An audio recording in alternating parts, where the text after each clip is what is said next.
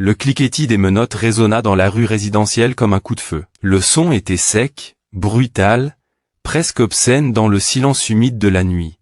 L'adjudant-chef Sylvain Varenne esquissa un sourire satisfait en plaquant son genou dans le dos de l'homme en costume. Pour lui, l'affaire était déjà classée. Il était convaincu d'avoir mis la main sur un voleur de luxe, un escroc arrogant roulant dans une Aston Martin ancienne, qu'il n'avait jamais pu s'offrir honnêtement. Varenne ne voyait pas un citoyen, il voyait une promotion.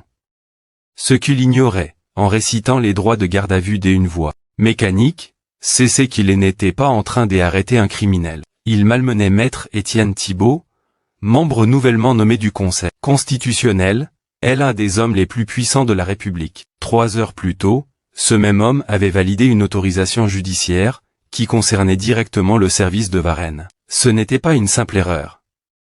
C'était le début de la fin.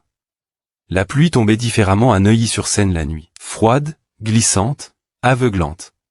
Il était 23h45 un mardi. Étienne Thibault, 60 ans, sentait la fatigue lui peser sur les épaules. Ancien officier de la Marine nationale, il avait conservé une stature droite et imposante, mais son regard portait le poids de 35 années passées à interpréter et défendre le droit. Il conduisait lentement sa fierté.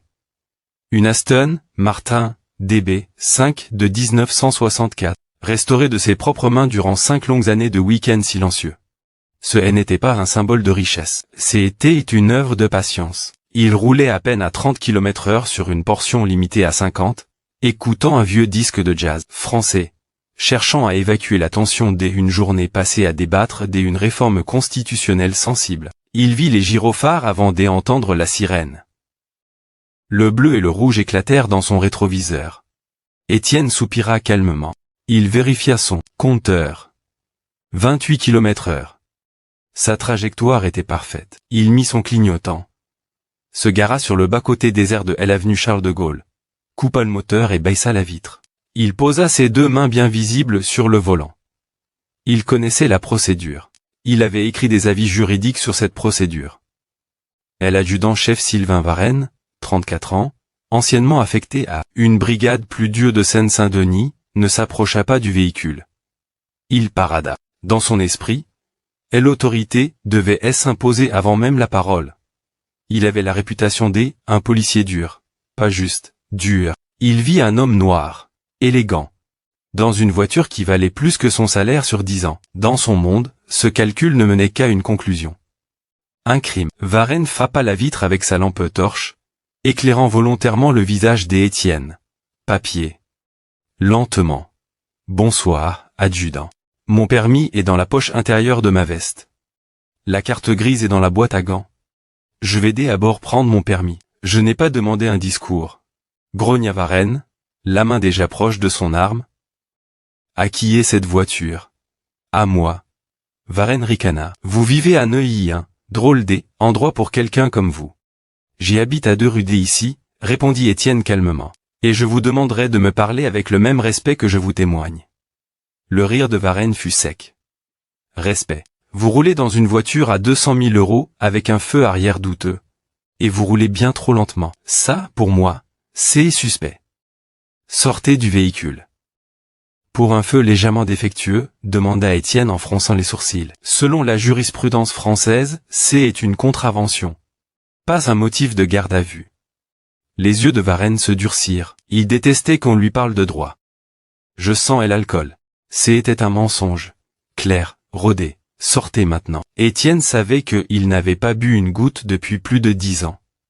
Il savait aussi que argumenter face à un homme armé, sous la pluie, était inutile. Il sortit lentement. À peine son pied toucha-t-il le bitume que Varenne, attrapa violemment, le projeta contre la carrosserie de Aston Martin. Le frottement de la fermeture éclair contre la peinture restaurée, lui déchira le cœur. Mais il se tut. Écartez les jambes. Adjudant, je suis magistrat constitutionnel. Mes accréditations sont dans le portefeuille que vous tenez. Fermez-la. Varenne appuya son avant-bras contre la gorge d'Étienne. Un juge, bien sûr. Et moi je suis le président de la République. Étienne inspira difficilement. Vous commettez une erreur grave, vérifiez l'immatriculation. Si vous m'arrêtez sans fondement, vous violez l'article 432-4 du Code pénal. Varenne hésita une fraction de seconde. Puis son orgueil prit le dessus. Ici c'est moi la loi. Les menottes claquèrent. À cet instant précis, une seconde voiture de police arrêta. Un jeune brigadier, Lucas Morel, descendit, visiblement mal à l'aise. Il vit la voiture, puis l'homme menotté, droit, silencieux, le regard glacial. Adjudant, vous avez vérifié les plaques. Pas encore, mentit Varenne. Morel, approcha du véhicule. Sur le siège passager, il vit des dossiers épais, reliés cuir, frappés du sceau de la République française. Son estomac se noua. Il revint vers Varenne. Blême. Chef, les plaques correspondent. Le véhicule est au nom d'Étienne Thibault, et le système affiche une alerte. Protection institutionnelle. Notification immédiate. Le monde de Sylvain Varenne s'arrêta. Dans le silence. Étienne Thibault leva, lentement les yeux vers lui. Adjudant, dit-il calmement, je ne suis pas seulement magistrat. Je participe aux décisions qui déterminent si votre uniforme vous protège, ou non. Et sous la pluie froide de Neuilly, la carrière de Sylvain Varenne venait de mourir.